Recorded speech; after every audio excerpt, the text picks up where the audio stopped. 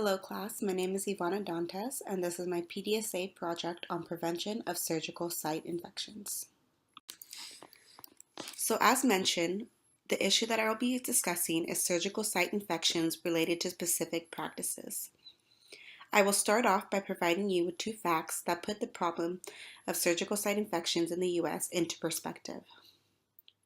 Surgical site infections is the most common and economically burdensome healthcare-associated infection in the United States, costing the healthcare system up to $3.3 billion annually. It is estimated that half of all surgical site infections are preventable using evidence-based strategies. Definition and occurrence. Surgical site infection is defined as any infection occurring up to 30 days after surgery and affecting either the incision or deep tissue at the site of surgery. Approximately 27 million surgical procedures are performed in the U.S. each year, with up to 5% resulting in surgical site infections. Quality variance. In response to an increase in SSI incidence and to inconsistent compliance to SSI prevention measures, the Centers for Medicare and Medicaid Services collaborated with the U.S. Centers for Disease Control and Prevention to create the Surgical Care Improvement Project, SCIP, which was introduced in 2006. Quality improvement measures were created to standardize processes in hopes of increasing compliance. SCIP initiatives outline processes and outcome measures. These initiatives targeted complications that account for a significant portion of morbidity in addition to cost. The goal of this project was to produce a 25% reduction in surgical site infections by 2010. Another study was conducted to determine whether hospitals with a higher level of SCIP measures have a lower incidence of surgical site infections and to identify which specific measures are most likely to drive this association. Results indicated that hospitals with a higher compliance rate had significantly lower SSI rates for two SCIP measures, which were antibiotic timing and selection.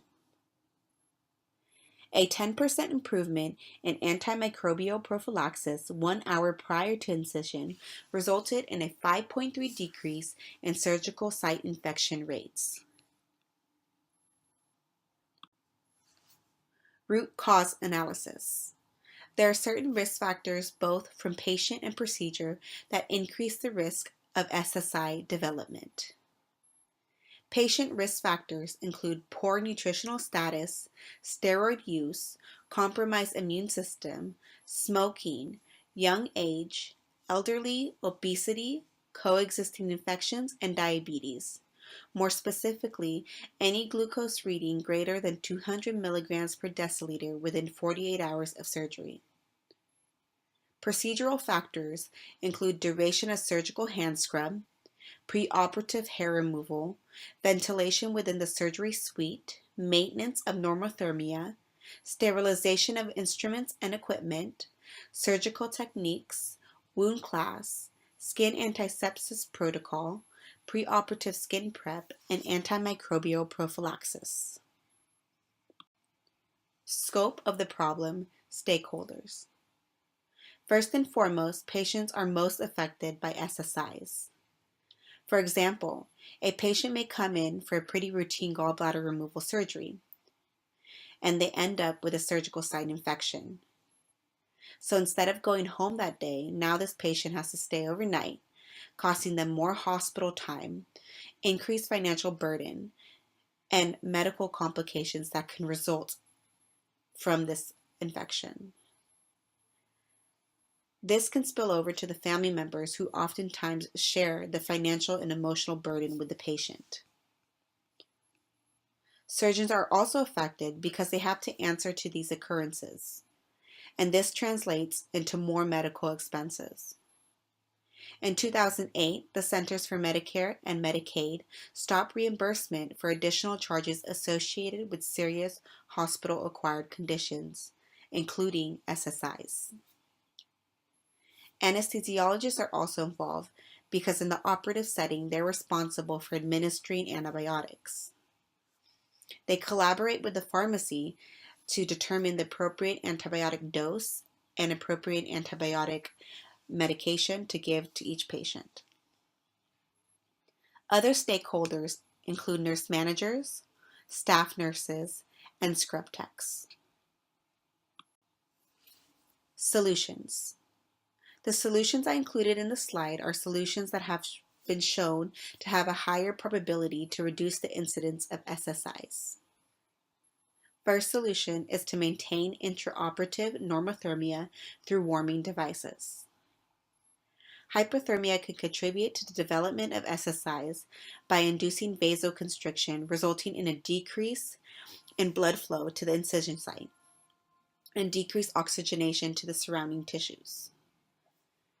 A study conducted evaluated the effects of hypothermia found that patients who experience hypothermia during surgical procedures developed 19% more SSIs post-procedure than those who maintain normothermia. Second solution is to re-educate staff on proper skin preparation techniques. Among staff members, there has shown to be a variance in techniques. Third, administration of prophylactic antibiotics prior to surgery. Fourth, maintaining glucose levels within normal range or below 200 milligrams per deciliter. As mentioned, high blood glucose levels are associated with an increased risk of developing SSIs. Fifth is to advise patients to shower prior to coming in for surgery and educate them on the usage of an antiseptic agent. The CDC recommends that patients shower preoperatively using an antiseptic to reduce the microbial count on skin prior to surgical incision. Sixth, whenever possible, avoid preoperative shaving. Studies have shown that preoperative shaving results in a higher infection risk when compared to no hair removal or the use of clippers. If hair removal has to be done, it is more favorable to conduct hair removal in the immediate operative setting. The idea behind this is that when you shave preoperatively, it can create little micro cuts on the skin, which could potentially be portals of entry for bacteria and other pathogens to enter the skin prior to surgery, increasing that patient's risk of developing a surgical site infection. Seventh is to educate and encourage patients to stop smoking before surgical procedures. Smoking was found to delay wound healing and has been identified as an independent risk factor in development of surgical site infections. Implementation. An SSI prevention checklist was developed which incorporated the prevention measures that were scientifically shown to reduce the incidence of SSIs.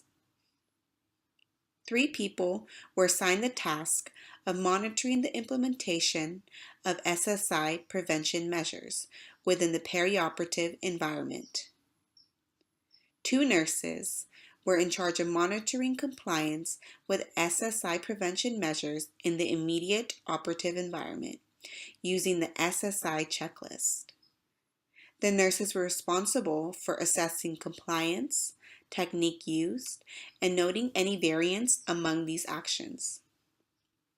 1 nurse was assigned to monitoring SSI prevention measures in the preoperative environment. They ensured if a patient completed a preoperative shower at home, if any shaving was done, and, if applicable, when was the last time the patient smoked. They were responsible for noting and recording any risk factors present prior to admittance into the operating room. The results, including the completed SSI checklist, were turned over to the charge nurse, who then organized meetings for staff debriefing to go over areas of improvement, both individually and as a whole unit. So this is an example of an SSI checklist that I developed for my specific OR. On the left-hand side, you see SSI prevention measures. These are specific measures that I collaborated with my charge nurse to come up with that are specific to our operating room. On the right-hand side of that column is either a yes or no column where you can either check whether that prevention measure was met or not. And then on the far right is a comment section where you can put down any comments that you want to make regarding areas of improvement or what could have been done or what was done.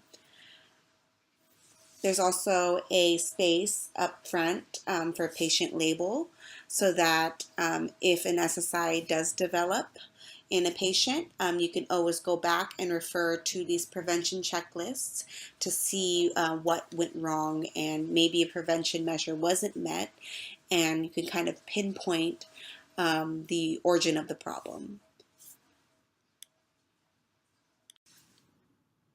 Analysis. On staff information board, charge nurse will post days since the last reported SSI. Also posted will be a month-to-month chart comparison of SSI incidents. This is so that staff members could compare where we were at when we first implemented the SSI checklist versus where we're at now.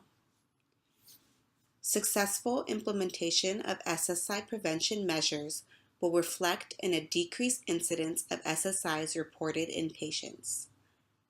If an SSI is reported, a thorough review of an individual case should be conducted. Referencing back to the SSI checklist to analyze the compliance with prevention measures and to identify any areas of mishaps or if there's any significant risk factors that were present prior to incision.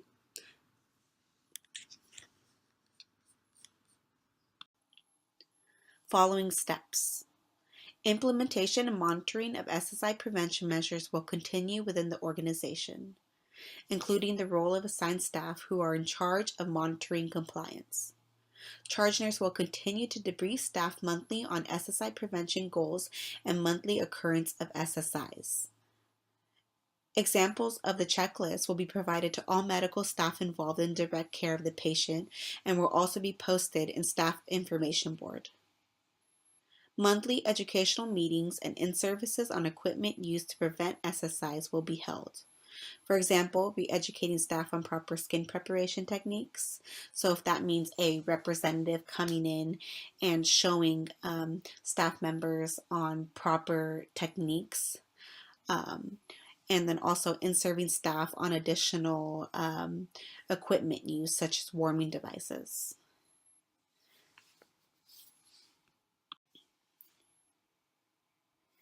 These are my references.